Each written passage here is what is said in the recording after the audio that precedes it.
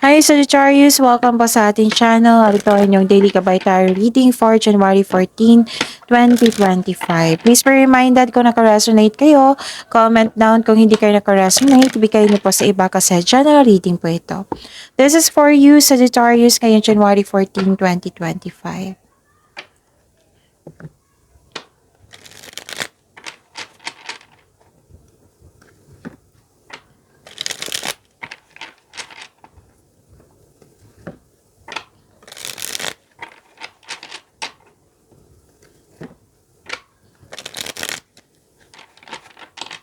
Para po ito sa inyo Sagittarius ngayong January 14, 2025. Maraming salamat po sa inyong patuloy na suporta at maraming salamat din po sa mga hindi nag-skip ng ads. Gamitin ang reading na ito bilang gabay lamang sa mga hindi pa nag-subscribe, subscribe na po kayo at click bell notification para malaman nyo na may bago tayong video. Para sa mga gustong magpa-reading po, may lumabas dyan sa screen nyo ngayon, panoorin nyo po at sundin ang instruction. Calling the attention sa mga suki ko dito na Sagittarius, open na po inyong monthly Gabay Tarot reading for January 2025. May 6 months from now reading tayo at love life reading po. So message me Sagittarius for schedule. Maraming salamat po. Spirits Guide, mga ganap po para kay Sagittarius ngayong January 14, 2025. I need 3 cards po.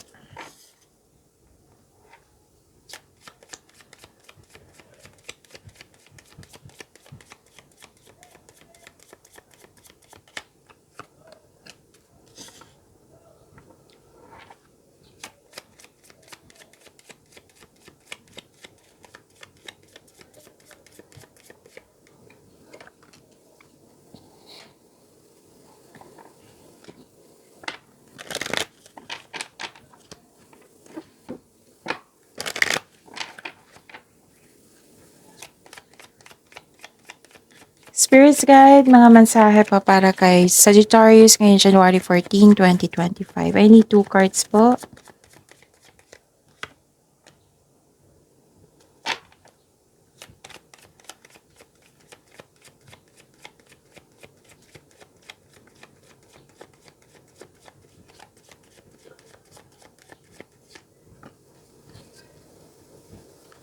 Okay, Sagittarius, ngayong January 14, 2025. Nakikita ko dito na nagkaroon po ng may dumating na bisita, nagbigay ng news or information sa'yo at bibigyan mo ng agarang aksyon or reaction. Pwede din tinawagan ka nito or nag-message to sa'yo. At may nagbigay sa'yo ng wisdom message. Oo, pwedeng regarding to, pwedeng kausap mo yung elders, parents, wiser, mentor. At yun, bumalik yung motivation mo, you are inspired ulit. Tapos, nakita ko dito na may malaking influence ng isang babae sa araw na ito. Pwede siya yung bigyan ng sakit ng ulo sa inyo or nagbigay ng happiness sa iyo. So, believe in your dreams. Sabi po ng card niyo po. And good fortune. Wow, good fortune. Spirits Guide. Okay, so this is your energy, Sagittarius. And the clarification of this card po.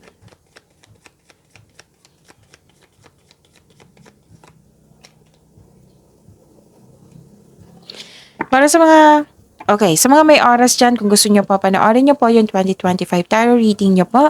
Kompleto po iyon. Uploaded noong December 16, 2024. Sa bawat buwan, may love reading, career, and money reading. So, kompleto po iyon. Hanapin nyo po sa channel natin. Scroll down nyo lang po.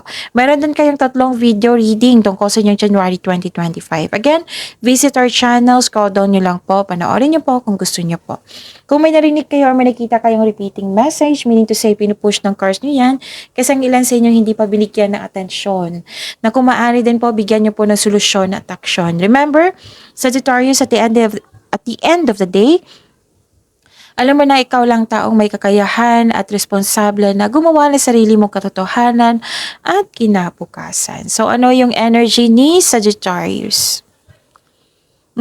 Nagpahinga kayo dito. Nagmuni-muni din. Nakaramdam ka ng pagod o wala kang pahinga, stress, anxiety. Pwede din nakaramdam ka ng masakit yung pakiramdam mo pero lalaban pa rin. Ikaw ay nagpahinga po para makapag-isip ng mabuti, para makapaghanda or magpagaling. So this card asks you to relax, calm your mind, and reflect. Sleep and meditation ay kailangan po. And ano pa? Nakita ko rin dito na nagkaroon po ng self-doubt and hesitation. Pwedeng mainit ang ulo mo or nang dahil sa delay.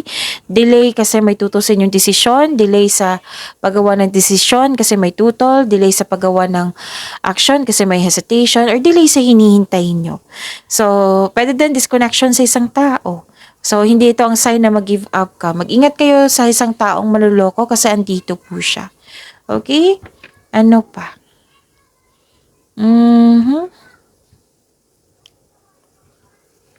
Spirits Guide, Career and Money po ni Sagittarius ngayong January 14, 2025.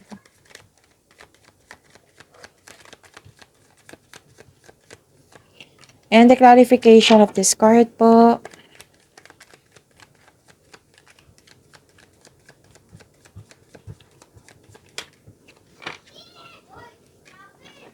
Okay, so career and money nyo po. Nakita ko dito na nagkaroon po ng, huwag kayong maniwala agad sa chismis. Alamin nyo muna kung totoo ba yan or hindi. Kasi ang ilan sa inyo, naniwala agad na wala ng panatag. Okay? I-check nyo muna bago kayo maniwala.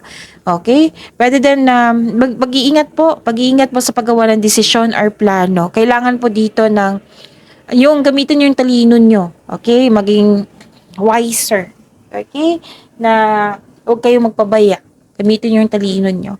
Pwede din may concern kayo sa immature na tao na mas nauna pa yung reklamo niya kaysa gawin niya yung responsibilidad niya. Okay, at may nakita rin ako dito na nagkaroon po ng concern sa isang materialistic na tao or sobra sa trabaho. Pwede kayo ito na sobra sa trabaho na walang time na mag-relax. Okay, pwede din concern mo sa isang tao to. Or may tao talaga na hindi nagbigay ng halaga. Dalawang card na nagsabi niyan. So, yun, balansehin ang oras. Tama tong gagawin mo na magpahinga ka, na mag-relax, balansehin ang oras. Spirits Guide, ano ba yung love life, self-love, partnership, and romance ni Sagittarius ngayong January 14, 2025?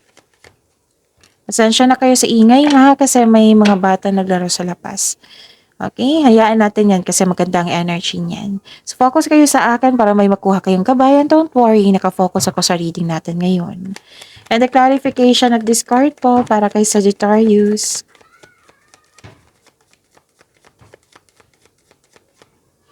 Maraming salamat po sa patuloy na tiwala at suporta sa ating channel. At maraming salamat din po sa mga hindi nag-skip ng ads. Nag-decide ka mag-move forward mula sa mapanakit na pangyayari. Sa mga may relasyon dito, posibleng nagpasya kayong mag-live-in or maglipat ng bahay para magbukod. Sa buhay mag-asawa, yun nga, may nakita ko dito, nag-move on kayo mula sa inyong problema at nagplano kayo para sa inyong pag-level up. Okay? So, yun.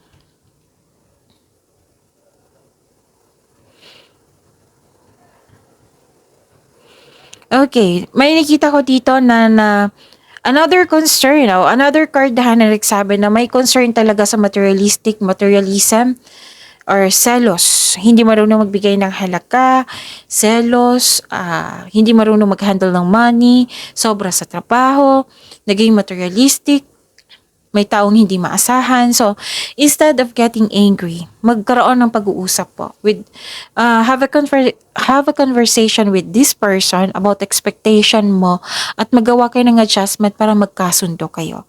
Okay? Pwede din may nanghihimasok sa inyong desisyon. Oo. Na kaya nagkaroon ng delay kasi may nanghihimasok sa inyong desisyon. So, yun.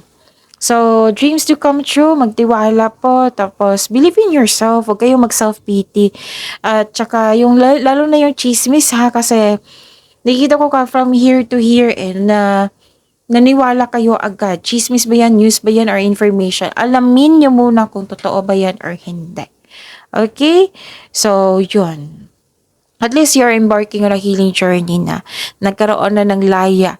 Kahit mabigat sa loob mo yung mga pangyayari, pinili mong tulungan mo yung sarili mo to move forward, to let go, para magkaroon ng transformation, para magkaroon po ng healing.